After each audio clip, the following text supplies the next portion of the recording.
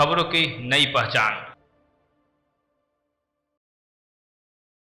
धनबाद के समग्र विकास की मांग को लेकर आज शहर के रणधीर वर्मा चौक स्थित विशाल महाधरना आयोजित किया गया। धनबाद विकास मंच के बैनर तले हुए इस महाधरने में भाजपा और कांग्रेस के विधायक एवं सांसदों को छोड़कर जिले के लगभग सभी राजनीतिक दलों के नेता एक मंच पर नजर आए। धरने का उद्देश्य धनबाद में रेल विस्तार, एयरपोर्ट, एम्स जैसे सुपर स्पेशलिटी अस्पताल, ट्रॉमा सेंटर समेत वर्षों से लंबित विकास योजनाओं को जल्द पूरा कराने की मांग उठाना था। धरने में शामिल नेताओं ने एक स्वर में कहा कि देश को कोयला और राजस्व देने वाला धनबाद आज भी बुनियादी सुविधाओं के लिए संघर्ष कर रहा है।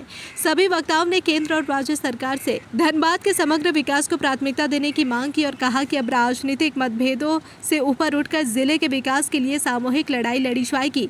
महाधरने में माले विधायक अरूप चटर्जी, सिंदरी विधायक चंद्रदेव महतो, पूर्व मंत्री सरयू राय, धनबाद के मेयर संजीव सिंह, झामुमो नेत्री नीलम मिश्रा, पूर्व मेयर चंद्रशेखर अग्रवाल समेत विभिन्न राजनीतिक दलों के नेता, समाजसेवी और बड़ी संख्या में नागरिक मौजूद रहे।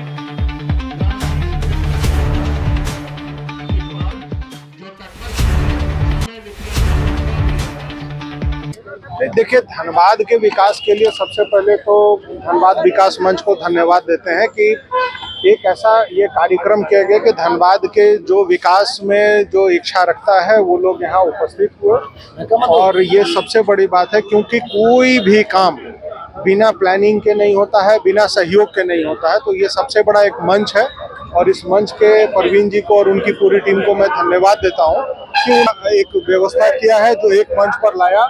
और मैं ये समझता हूँ कि जैसे मैंने इस मंच पे पहले भी कहा कि कुछ क्षेत्रों में जैसे यहाँ के सीएमडी हैं, डीटी हैं, यहाँ के सीएमडी हैं, डीसी हैं, या फिर रेलवे के डीआरएम हैं और भी कई संस्थाएं हैं, उनके प्रमुख लोगों के साथ सभी जनप्रतिनिधि और वो जो धनबाद के विकास के लिए आगे सोच रहे हैं उनके साथ करके एक बैठक हो और जो नीतियां धनबाद के खिलाफ हैं उसको खत्म किया जाए और खत्म करके धनबाद को आगे बढ़ाने का। धनबाद की सड़कों को जहां तहां जो है माइनिंग के क्षेत्र में तोड़ दिया जा रहा है, गड्ढे कर दिया जा रहा है, इधर से उधर बड़े वाहन पार हो रहे हैं, क्या कहेंगे? ये हमने कहा ना कि इसका हमने विरोध किया है। अभी आपको ये बता देते हैं कि एकड़ा के पास में दूसरे क्षेत्र से रोड क्रॉसिंग करने के लिए ओबी डंप कराया गया था। मैंने सीएमडी को स्पष्ट रूप से कह दिया, आप करिए जो आपको करना है करिए, लेकिन उसका एक व्यवस्था बनाइए। और व्यवस्था ये है कि जब तक वहां पर अंडरपास नहीं बनेगा तब तक ये नहीं होना चाहिए। अब कुछ लोगों का वहां पर स्थानीय लोगों का ये कहना था कि प्रशासन के ऊपर से दबाव आ रहा है, तो ये गलत है। अब अगर रक्षा करने में ही लोग अगर अपना आपा खो दें और जिसकी जिम्मेवारी है कि सड़क को, शहर को सुरक्षित रखें और वही नहीं रखने देंगे और वही इन बातों को नहीं समझेंगे तो बड़ी मुश्किल होगी। इसलिए मैंने यहाँ के सभी जो उपस्थित हमारे माननीय विधायक, चाहे अरूप चटर्जी हो, चाहे सरजू राय जी हो, चाहे बबलूदा हो, मैंने ये इस बात के लिए स्पष्ट कहा कि आपको इनमें इस चीज़ों में हस्तक्षेप करना होगा, चाहे वो डीसी के स्तर पर हो, बीसीसीएल के स्तर पर हो या एसएसपी के स्तर पर हो, चूंकि थाना एसएसपी के अंदर में आता है। तो सभी जगहों के मुद्दों पर बात करें और बात करके इसका समाधान निकालें, और नहीं तो ये स्पष्ट कर दिया जाए धनबाद की जनता के पास कि जिनके पास जो व्यवस्था है वो धनबाद को सहयोग नहीं कर रहे हैं, धनबाद को व्यवस्थित कर रहे हैं। सबको एक मंच पे आने की जरूरत है। बिल्कुल जरूरत है। और हमने ये पहले भी कहा है कि अगर हम धनबाद की चिंता कर रहे हैं तो धनबाद के तरफ से अगर एक कोई मामूली व्यक्ति भी, एक मामूली लड़का भी या बच्चियां भी अगर आवाज उठाएगा तो हमको एक साथ एक मंच पर आना चाहिए। एयरपोर्ट भी बहुत बड़ी डिमांड है लंबे समय से। देखिए, इस पर तो कई विषय है। इसमें तो केंद्र सरकार को एक पत्र देना चाहिए कि राज्य सरकार को हमें जमीन आवंटन कराइए, और निश्चित रूप से अगर ऐसा होगा तो हम लोग सभी प्रयास करेंगे और होगा, इसमें हम लोग काम करेंगे। जैसे 7 विधायकों ने कन्फर्म किया था, उसमें अनूप सिंह जी का आज चूँकि कल राहुल गांधी का अरेस्टिंग हुआ था जिसके कारण वो लोग गवर्नर हाउस गए। हमारे JLCAM के नेता जयराम जी आज भी कन्फर्म किए थे सुबह जो वो आ रहे हैं, लेकिन हो सकता है किसी कारण से वो पहुंच नहीं पाए समय से।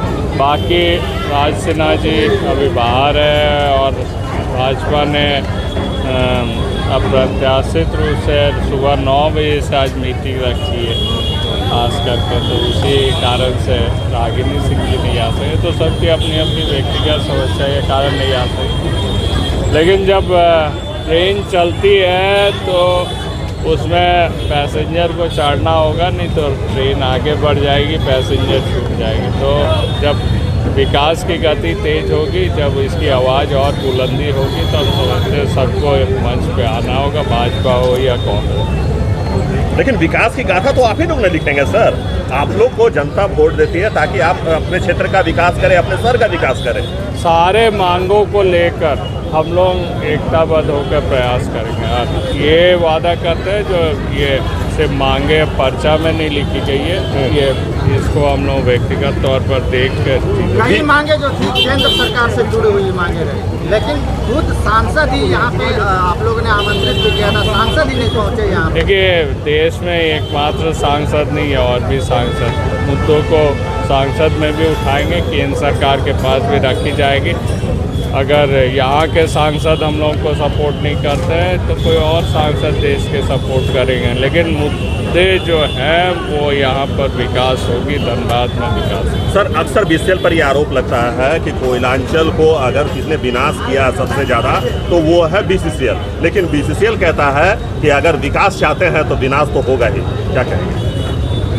नहीं, देखिए, ये भी बात सही है, जो BCCL है बोल के धनबाद है, कोयला है बोल के धनबाद है। अगर आप थोड़ी देर के लिए कोयला हटा दें तो ये रेगिस्तान के बराबर हो। तो विकास और मतलब धनबाद के विकास और BCCL हैंड टू हैंड ही चल सकते हैं। रही बात खनन की, तो निश्चय ही खनन के लिए काफ़ी विस्थापन भी होते हैं, काफ़ी भूदहसान भी हो रही है, तो इन तमाम चीज़ों को समाधान करनी। तो सर, ये विकास की गाड़ी रुकेगी नहीं ना जो आप लोगों ने प्रारंभ किया है? नहीं रुकेगी। इसके बाद हम लोग अभी बैठ कर सर्किट हाउस में तय करेंगे। हम लोग नेक्स्ट एक बड़ी सेमिनार का हम लोग रुक देंगे 1 महीना का। ये जो कि धनबाद 150-200 साल में खोए हुए अवसरों की कब्रगाह बन गया है। पहले तो इस पर ध्यान को देना होगा, कितने अवसर हमने खोए हैं और भविष्य में और अवसर हम न खोएं, बल्कि आगे बढ़कर हम अवसरों को पकड़ें। ऊर्जा का स्रोत एक समय था जब केवल कोयला था, आज और भी अन्य वैकल्पिक सक्षम स्रोत हो गए हैं। कोयला के साथ साथ उन स्रोतों को भी धनबाद में आपको ले आना पड़ेगा। कलकत्ता बंदरगाह का एग्रीमेंट करके अच्छी तरह से आप यहाँ इस्तेमाल करिए उसको। और जो पूर्वी एशिया के देश हैं, वियतनाम है, लाओस है, सिंगापुर है, इंडोनेशिया है, उससे व्यापार आरंभ कराइए भारत सरकार को प्रभावित करके, तब ये क्षेत्र फिर से गुलजार हो सकता है। और दूसरी बात, शासन प्रशासन की जो कमियां हैं, वे कमियां ही यहाँ की सारे अनियमितताओं की जड़ में हैं। शासन प्रशासन अपनी भूमिका नहीं निभा रहा है, तो विधानसभा हो रही है, सब विधायक मिलके मुख्यमंत्री पर दबाव डालें कि धनबाद में आपका कैसा शासन प्रशासन है, तो उसके नाक के नीचे कोयले का अवैध खनन हो रहा है, नदियों के भीतर खनन हो रहा है और जोरिया सबको बांध के खत्म कर दिया जा रहा है। ये सारी बातें पर सहमत होकर हम उठाएं। केवल विकास शब्द बोलने से और उसके नाम पर एक होने से नहीं चलेगा। हम लोग जो खोए हुए अवसर हमारे हैं उनको पकड़ना है, तो जो चीजें उसके लिए आवश्यक हैं उसकी तरफ ध्यान देकर उस पर एक मत बनाना पड़ेगा।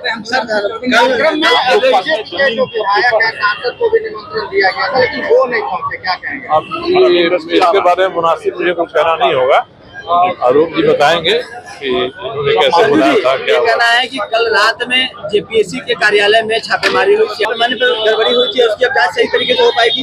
कोई नई गड़बड़ी नहीं हो रही। हम लोग 2002-03 से देख रहे हैं कि जेपीएससी में गड़बड़ी हो रही है। इसका खामियाजा छात्रों को, नौजवानों को भुगतना पड़ रहा है। 2 पीढ़ी गुजर गई जो अवसर का इस्तेमाल नहीं कर सकी, और मेधावी जो मस्तिष्क थे वो बेकार हो गए, उनकी भूमिका कोई सरकार के संचालन में नहीं हो सकी।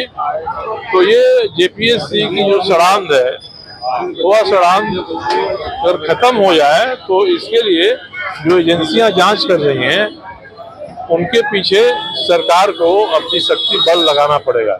ऐसा नहीं कि इनकी रिपोर्ट आ गई और सरकार के पास आ गई तो फाइल में दब के रह गई, फिर वही ढाक के 3 पात।